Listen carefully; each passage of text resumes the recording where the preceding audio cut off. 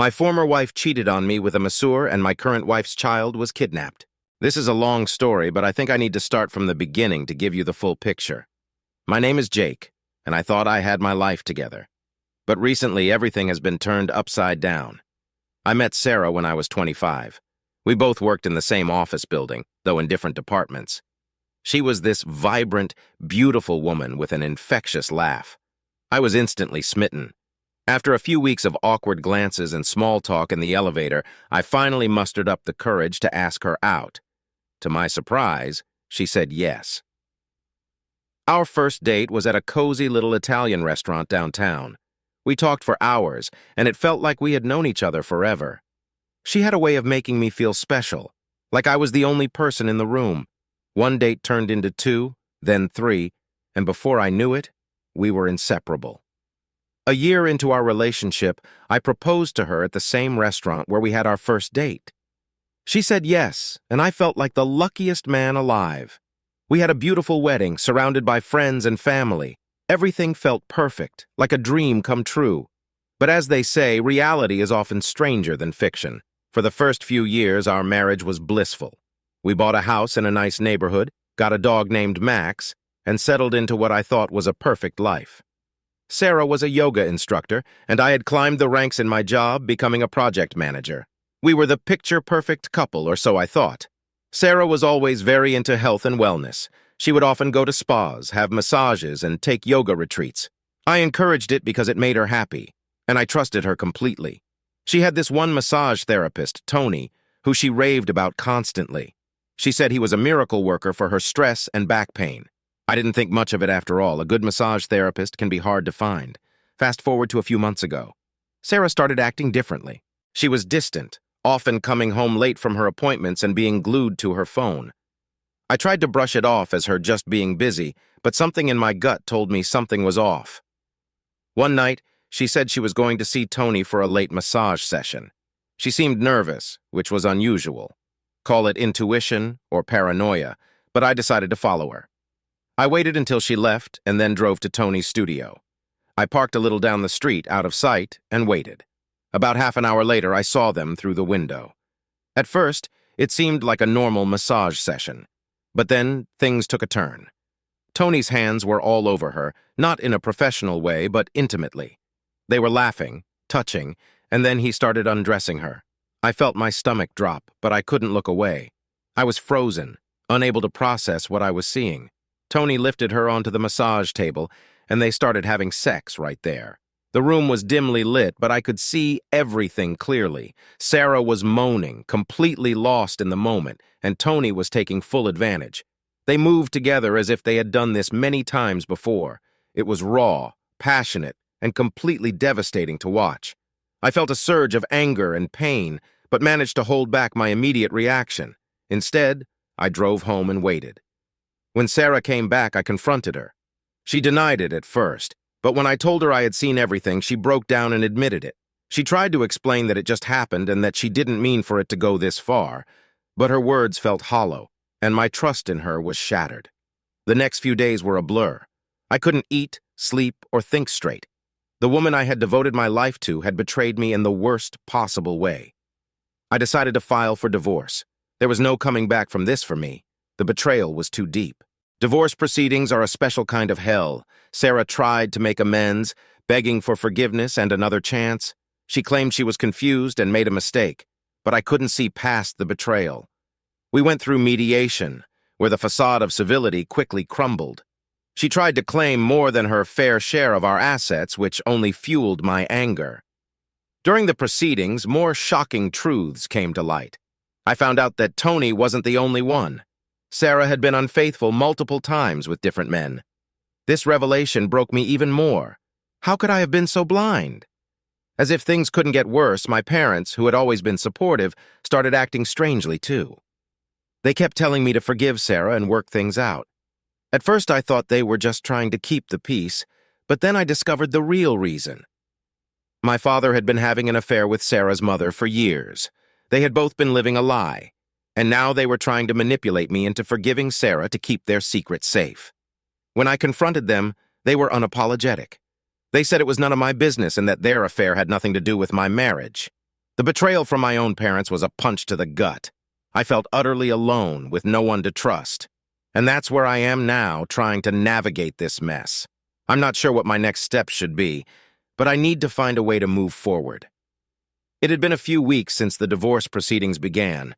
I was doing my best to keep it together, but every day felt like a battle. The betrayal from Sarah and the bombshell revelation about my parents had left me reeling. I had cut ties with almost everyone, trying to piece my life back together in solitude. One evening, as I was sitting on the couch, lost in thought, I heard a loud banging on my front door. Startled, I got up to see who it was. Before I could even reach the door, it burst open, and Ted, Sarah's brother, stormed in. His face was red with anger, and his eyes were wild. Ted immediately attacked me, throwing punches and yelling incoherently about how I had ruined their lives. I tried to defend myself, but he was much stronger and angrier than I had anticipated. He knocked me to the ground and continued his assault, kicking me in the ribs and hitting me in the face. I could taste blood and felt my vision blur, but I managed to kick him off me for a moment and scramble to my feet. As I backed away, trying to catch my breath, Ted continued his tirade, blaming me for exposing all the family secrets and destroying their reputation. His rage was uncontrollable, and I realized he wasn't going to stop. Desperation gave me strength, and I fought back with everything I had, managing to land a few punches that stunned him. Just as it seemed like I might be able to turn the tide, 2 police officers burst into the house, having been called by a neighbor who heard the commotion. They quickly subdued Ted and pulled him away from me. As he was being dragged out, he shouted that this wasn't over and that I would pay for what I had done. In the aftermath of the attack, I was taken to the hospital for my injuries. The doctors were concerned about a possible concussion and broken ribs, but I was more focused on the chaos that my life had become. While I was recovering, I received a call from my lawyer with more bad news. Sarah was claiming that I had been abusive during our marriage and was fighting for full ownership of our house and assets. The accusations were baseless, but the legal battle was going to be long and grueling. A few days later, while still in the hospital, I received another shocking piece of news. The police had discovered that Sarah and Tony were involved in an embezzlement scheme at her yoga studio. They had been laundering money through the business and hiding it in offshore accounts. The investigation was ongoing, but it looked like they were facing serious jail time. As I tried to process all this information, I got a visit from an old friend, Mark. He had heard about my situation and came to offer support. Mark and I had been close in college but had drifted apart over the years. Seeing him again was a welcome relief. He filled me in on what had been happening in the outside world, and for a few hours, I felt a semblance of normalcy. However, the calm didn't last. One night, as I was getting ready to leave the hospital, a nurse handed me an envelope. Inside was a letter from an anonymous source, warning me that I was still in danger. The letter claimed that Sarah and Tony weren't the only ones involved in the embezzlement scheme. There were others, higher up, who were worried that I knew too much and would stop at nothing to silence me. I showed the letter to the police, who assured me they would look into it, but I couldn't shake the feeling of impending doom. I decided to take matters into my own hands and started digging into Sarah's business and connections.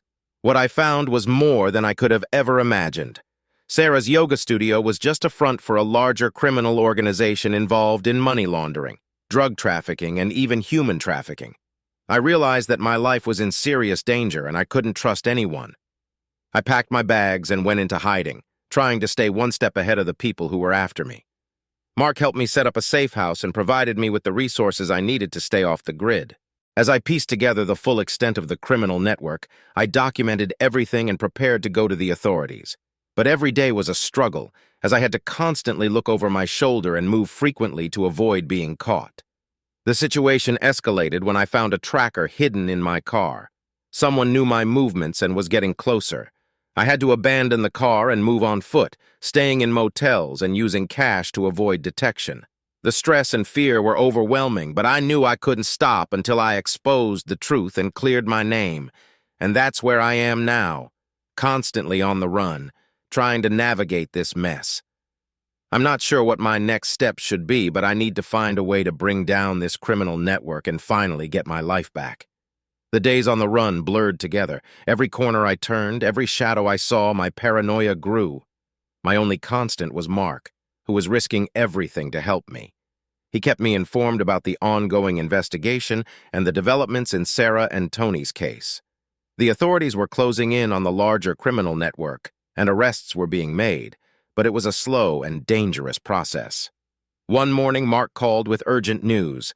Tony had been arrested and was facing multiple charges, including embezzlement, money laundering, and drug trafficking. He had turned on Sarah, providing evidence against her in exchange for a reduced sentence.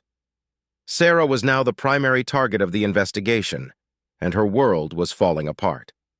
With Tony's cooperation, the authorities were able to dismantle significant parts of the criminal organization. Several high-ranking members were arrested and more charges were being filed daily. Despite the progress, I knew my battle was far from over. I still had to stay hidden and protect myself from those who wanted to silence me. One evening, while staying in yet another rundown motel, I received an unexpected visitor. My Aunt Margaret showed up at my door. She was a bitter woman who had always held a grudge against me for reasons I never fully understood. We had little contact over the years, but now she stood before me, her face twisted with anger and resentment. Without a word, she pushed her way into the room and slammed the door behind her. I could see the hatred in her eyes as she accused me of ruining the family. Margaret had always been close to my parents and blamed me for exposing their secrets and causing a rift in the family. Before I could react, she lunged at me, her fists flying. The initial shock left me momentarily stunned, and she landed several blows before I could defend myself. I tried to fend her off without hurting her, but she was relentless. Her nails clawed at my face, and she screamed obscenities, blaming me for everything that had gone wrong. In the midst of the struggle, Margaret pulled out a small, concealed weapon, a taser. She jabbed it into my side, sending a jolt of electricity through my body. I collapsed to the floor, unable to move as she stood over me, her chest heaving with rage. "You deserve to suffer for what you've done," she spat. "You're a disgrace to this family." As I lay there, paralyzed and in pain, she rifled through my belongings, looking for anything she could use to further ruin my life. She found the documents I had been compiling, evidence of the criminal network and Sarah's involvement. With a malicious grin, she stuffed them into her bag and left, leaving me helpless on the floor. It took several minutes for the effects of the taser to wear off enough for me to move. I knew I had to act fast. Margaret now had the evidence I needed to clear my name and expose the criminals. If she handed it over to the wrong people, it would be destroyed, and I would be left with nothing. I called Mark and explained the situation. He sprang into action, using his connections to track Margaret's movements. Meanwhile, I gathered what strength I had and set out to find her. It wasn't long before Mark located her at a small, out-of-the-way cafe.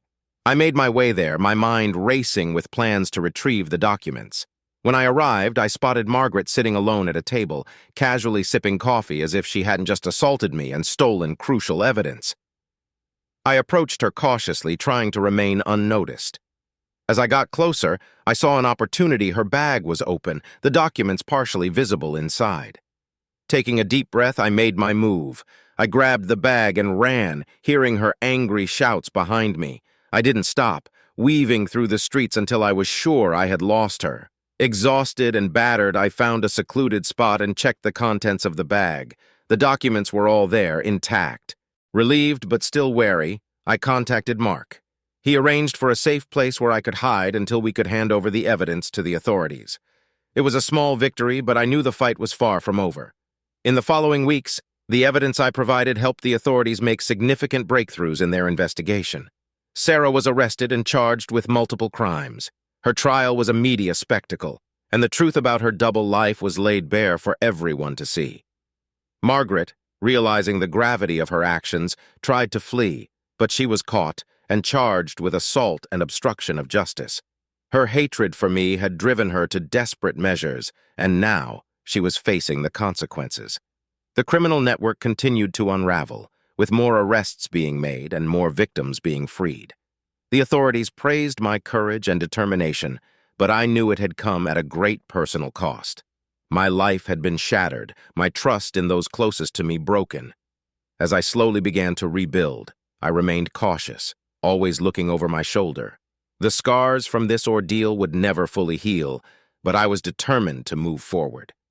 With the support of true friends like Mark, I started to see a glimmer of hope for the future. And that's where I am now, still navigating the aftermath of the chaos, but with a renewed sense of purpose.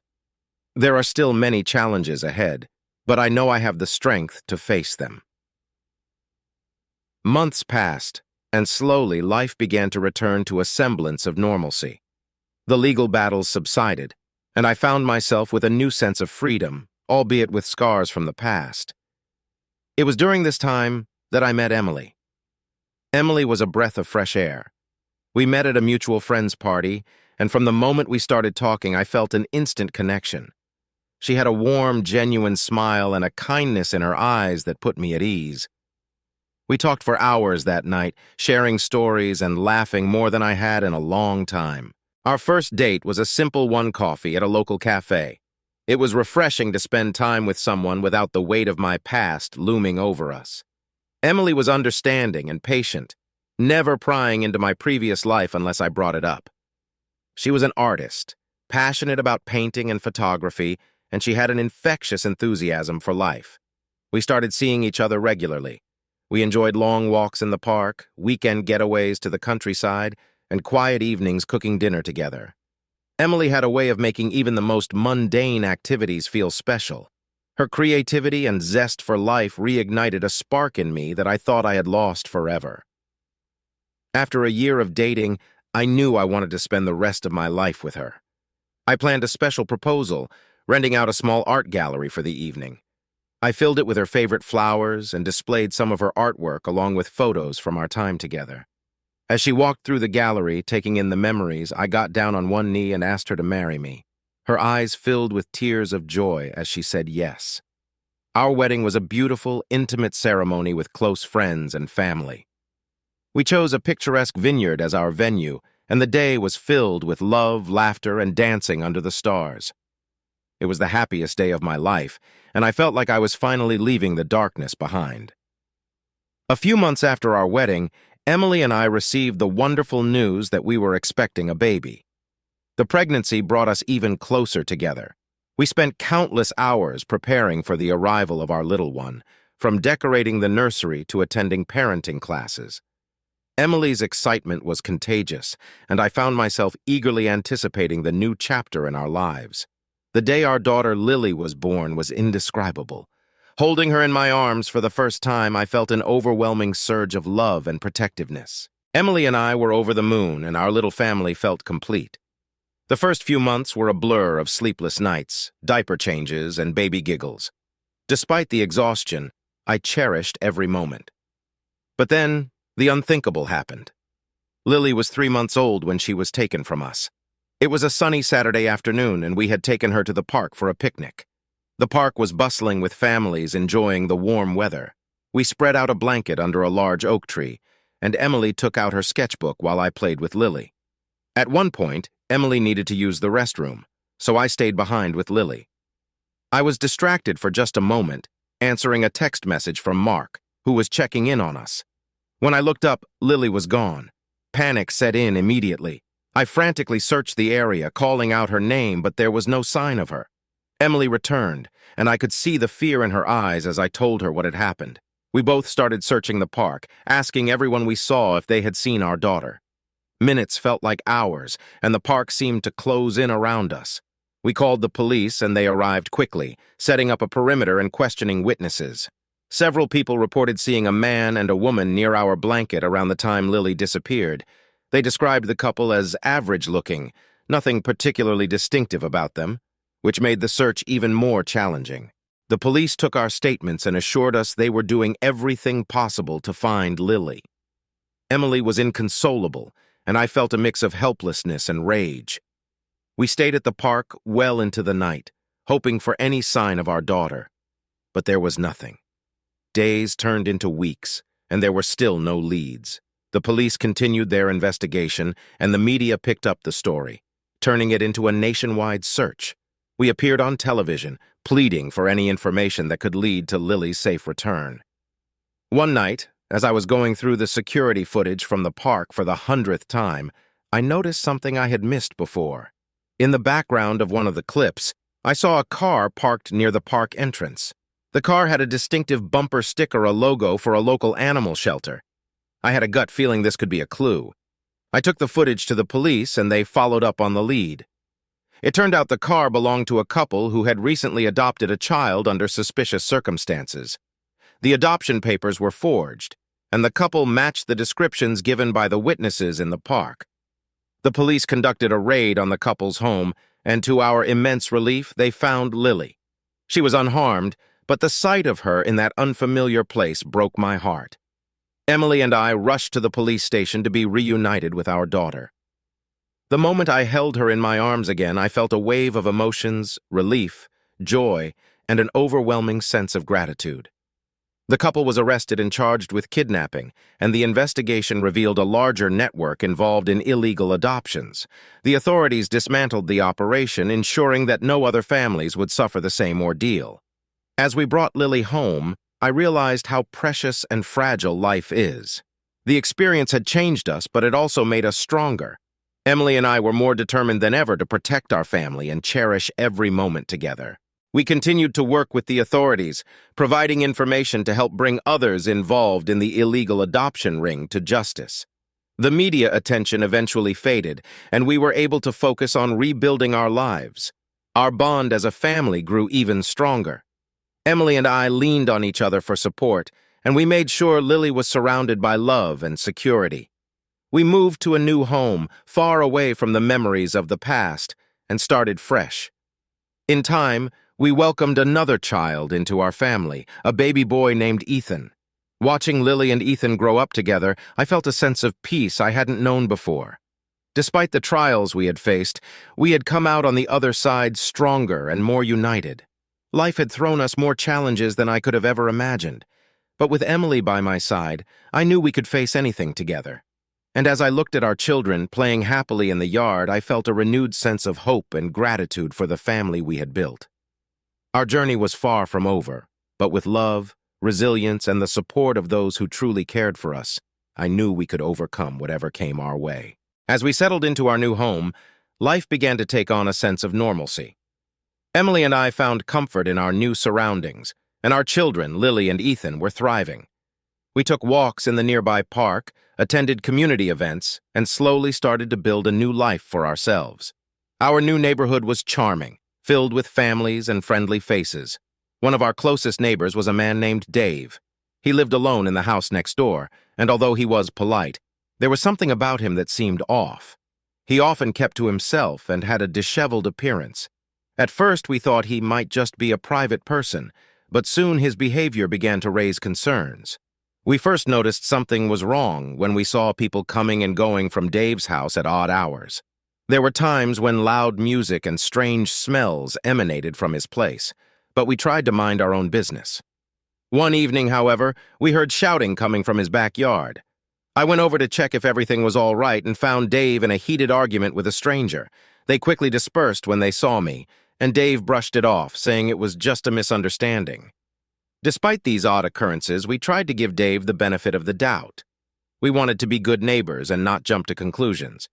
However, things took a turn for the worse when one night, Emily and I were awakened by the sound of breaking glass. I rushed downstairs to find Dave standing in our living room holding a knife. His eyes were wild, and he was clearly under the influence of something. He accused us of stealing his stash, claiming we had taken his marijuana plants. His voice was frantic, and he waved the knife around, making wild threats. Emily grabbed the children and locked themselves in the bedroom while I tried to reason with him. I assured him we had no idea what he was talking about, but he was beyond reason. Just as things seemed to be escalating out of control, the police arrived. Our neighbor across the street had seen Dave break in and called 911. The officers managed to subdue him and take him away. It was a terrifying experience, and it left us shaken. We later learned that Dave had a history of drug addiction and had been spiraling out of control for some time. His paranoia had led him to believe we were somehow involved in his imaginary theft. In the days that followed, we took extra precautions to ensure our safety. We installed security cameras and strengthened the locks on our doors and windows. The incident had brought back memories of the chaos we had escaped from, but we were determined not to let it derail our new beginning. A few weeks later, we received another shock. Emily's sister, Lisa, came to visit us. She had been living abroad for several years and decided to return to be closer to family. Her arrival was a pleasant surprise, and it was heartwarming to see Emily reconnect with her sister. However, Lisa's visit soon brought to light a betrayal that would test our family's bonds. One evening, as we sat down for dinner, Lisa revealed that she had been in contact with Sarah, my ex-wife, and had been providing her with information about our new life. Emily was devastated. She couldn't understand why her sister would betray her trust like that. Lisa explained that Sarah had reached out to her, claiming she wanted to make amends and be a part of Lily and Ethan's lives. Emily felt torn between her sister and the need to protect our family. We had worked so hard to move on from the past, and now it felt like we were being dragged back into it. I could see the pain in Emily's eyes as she tried to process the betrayal. Lisa apologized profusely, insisting she had only wanted to help Sarah, not realizing the full extent of the damage she was causing. Despite the tension, Emily and Lisa eventually reconciled. Lisa promised never to contact Sarah again and to support us fully in keeping our family safe and secure. It was a difficult time, but we managed to navigate through it together. Around this time, we also received news about my parents. My father had fallen seriously ill, and my mother reached out seeking reconciliation. It was a complicated situation. Despite their betrayal, they were still my parents, and I couldn't ignore their plea for help. After discussing it with Emily, we decided to visit them. Seeing my father bedridden and frail was a sobering experience. My mother was a shadow of her former self, worn down by guilt and regret. They both apologized for their actions, expressing deep remorse for the pain they had caused. It was a lot to take in, but Emily and I chose to forgive them, if only to bring some peace to the family. Life slowly began to settle down again. Emily and I focused on our children, creating happy memories and building a strong foundation for their future. We became more involved in the community, making new friends and strengthening our support network. One afternoon, while Emily and I were gardening, our new neighbor, Jane, from 2 houses down, stopped by. She was a kind and warm woman who had quickly become a friend. She mentioned that she had seen Dave around the neighborhood recently, looking even more disheveled and agitated than before. Her words sent a shiver down my spine, but I tried to brush it off, hoping that he was getting the help he needed. A few days later, as we were getting ready for bed, I heard a noise outside. I looked out the window and saw Dave lurking near our garage. My heart raced as I watched him fumble with something in his hands. I alerted Emily and called the police, fearing another confrontation. The police arrived quickly and apprehended Dave before he could do any harm. They found him in possession of a large knife and a makeshift lockpicking kit. This time, Dave was taken into custody and charged with attempted burglary and possession of a weapon. It was a relief to know he was no longer a threat, but the incident left a lasting impact on our sense of security. As the months passed, Emily and I continued to focus on our family and rebuilding our lives. Lily and Ethan were growing up fast, and their laughter filled our home with joy. Emily's art career was flourishing, and I found solace in my work, finding new projects and challenges that kept me engaged. One summer evening, we decided to throw a neighborhood barbecue to strengthen our bonds with our new friends and neighbors. It was a lively event, filled with laughter, good food, and a sense of community. As the night wore on, I looked around at the faces of those who had become part of our lives and felt a deep sense of gratitude. However, life has a way of throwing unexpected challenges our way. One evening, as Emily and I were putting the kids to bed, we heard a knock on the door. It was the police. They informed us that they had discovered a plot by a group of criminals to kidnap children from affluent neighborhoods. They had intercepted communications that suggested Lily might be a target. Our hearts sank. The thought of losing Lily again was unbearable. The police assured us they were taking every precaution to protect our family, but the fear and anxiety returned, threatening to overshadow our newfound peace. Determined not to let fear control our lives, Emily and I took additional measures to secure our home. We installed a state-of-the-art security system and worked closely with the police to ensure our family's safety. Despite the lingering fear, we refused to let it dictate our happiness. In the midst of this turmoil, Emily discovered she was pregnant again. The news brought a mixture of joy and apprehension. We were thrilled at the prospect of expanding our family, but the recent threats weighed heavily on our minds. We decided to keep the pregnancy a secret from everyone except our closest friends and family until we felt more secure. As Emily's due date approached, we took every precaution to ensure a safe and peaceful environment for the birth of our child. When our second son, James, was born, it was a moment of pure joy and relief. Holding him in my arms, I felt a renewed sense of purpose and determination to protect my family at all costs. 3 months after James's birth, just as we were beginning to settle into a routine, the unthinkable happened. It was a typical weekday afternoon. Emily had taken Lily and Ethan to a play date, leaving James and me at home. I was working in my office, the baby monitor next to me, when I heard a strange noise from the nursery. Rushing to the nursery, I found the window open and the crib empty. Panic set in as I realized James had been taken. I called Emily, my voice trembling as I told her what had happened. She raced home, and we immediately contacted the police. The next few hours were a blur. The police arrived, setting up a perimeter and launching a search. They questioned neighbors and scoured the area for any clues. Emily and I were inconsolable, clinging to each other as we prayed for our son's safe return. Days turned into weeks, and despite the extensive search efforts, there were no leads. The despair and helplessness were overwhelming. Emily and I refused to give up hope, but the uncertainty was a constant weight on our hearts. Then, one night, we received an anonymous tip. The caller claimed to know where James was being held. The information was vague, but it was our first real lead. The police advised caution, but Emily and I were desperate. We followed the lead to an abandoned warehouse on the outskirts of town. The warehouse was dark and foreboding. As we approached, we could hear muffled cries coming from inside.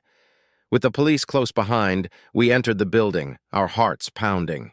In a dimly lit room, we found James, unharmed but scared. He had been taken by a desperate man trying to extort money from us, believing we were wealthy due to the media attention our family had received.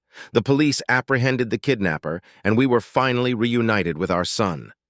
The relief was indescribable, and we held James close, vowing never to let him out of our sight again. In the aftermath of the kidnapping, our community rallied around us, providing support and comfort. The experience had been harrowing, but it also strengthened our resolve to protect our family and cherish every moment together.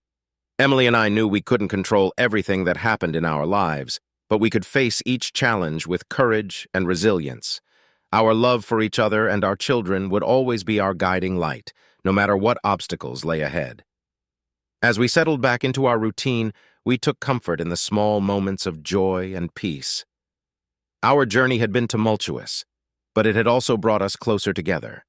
With each passing day, we grew more determined to create a safe and loving home for our children, free from the shadows of the past. And so we continued to move forward, embracing the future with hope and gratitude, knowing that no matter what challenges came our way, we would face them together as a family.